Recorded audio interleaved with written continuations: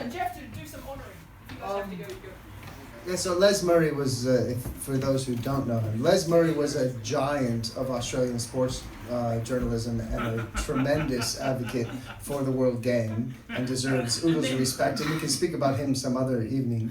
There is also, no, it is, in my mind, it's always been a funny little puzzle. In my head, I was sure they were the same person. But Les Murray is a giant of Australian poetry and world poetry and poetry in the English language. I had the pleasure of meeting him once when I was studying under Judith Beveridge at the University of University of Sydney, whatever it was. I was slumming for a while, and I did just a couple courses. But anyway, he came in and he spoke with us. He was an extraordinarily generous man. He's a big fella. Of the land, of Australia. There's certainly things discussed about his position in politics, and that's not what we're here to talk about tonight. This is a poem of his called, it's pretty relatable being Sydneysiders, called An Absolutely Ordinary Rainbow. The word goes round Rapins, the murmur goes round Lorenzerinis. At Tattersalls, the men look up from sheets of numbers. The stock exchange scribblers forget the chalk in their hands, and men with bread in their pockets leave the Greek club. There's a fellow crying in Martin Place. They can't stop him.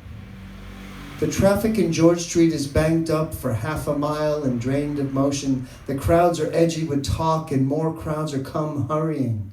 Many run in the back streets, which minutes ago were busy main streets, pointing. There's a fellow weeping down there. No one can stop him.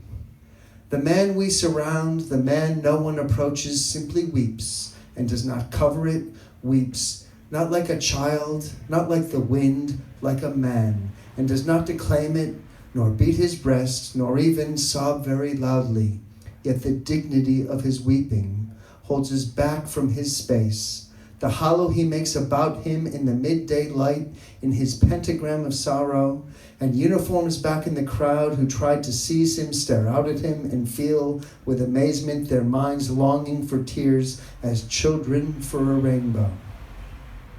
Some will say in the years to come, a halo or force stood around him.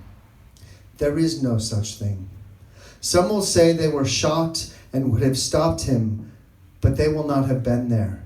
The fiercest manhood, the toughest reserve, the slickest wit amongst us trembles with silence and burns with unexpected judgments of peace. Some in the concourse scream who thought themselves happy. Only the smallest children and such as look out of paradise come near him and sit at his feet with dogs and dusty pigeons. Ridiculous, says a man near me, and stops his mouth with his hands as if it uttered vomit. And I see a woman shining, stretching her hand and shake as she receives the gift of weeping. And as many as follow her also receive it. And many weep for sheer acceptance, and more refuse to weep for fear of all acceptance. But the weeping man, like the earth, requires nothing. The man who weeps ignores us and cries out of his writhen faith and ordinary body.